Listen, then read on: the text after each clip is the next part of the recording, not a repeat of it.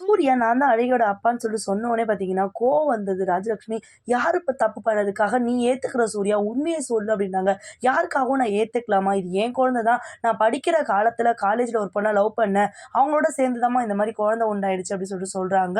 நான் நம்ப மாட்டேன் சூர்யானா. "நீங்க நம்பி தாம்மா ஆகணும். இது என் குழந்தை தாம்மா" அப்படின்னு சொல்றாங்க. "இனிமே என் மூஞ்சிலயே முழிக்காத" அப்படின்னு சொல்லிட்டு பார்த்தீங்கன்னா, ராஜலட்சுமி போயிடுறாங்க. மத்தவங்க எல்லாரும் பார்த்தீங்கன்னா, சித்ராதேவி ஒரு மாரி பேசிட்டு இருக்காங்க.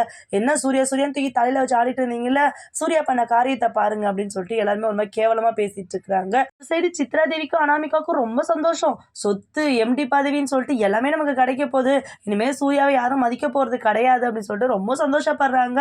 தாத்தா பார்த்தீங்கன்னா, "சூர்யா உன்கிட்ட இருந்து நான் இத எதிர்பார்க்கவே இல்ல. நீ ஏன் இப்படி பண்ண? என்னால நம்பவே முடியல சூர்யா" அப்படின்றாங்க. அங்க பார்த்தீங்கன்னா, மகா ரொம்பவும் உடைஞ்சு போய் நிக்கிறாங்க. "இந்த குழந்தையோட அப்பா நீங்கன்னா, இந்த குழந்தையோட அம்மா யாரு?" அப்படின்னு சொல்லும்போது பார்த்தீங்கன்னா, சூர்யா வாயே தொறக்க மாட்டேன்றாரு. "நீங்க உண்மைய சொல்லுங்கங்க. இல்லைன்னா நான் இந்த வீட்ட விட்டு போயிடுவேன்றாங்க." மகா என்னை விட்டு போகாதடின்ற மாரி பார்த்தீங்கன்னா, மனசுக்குள்ளேயே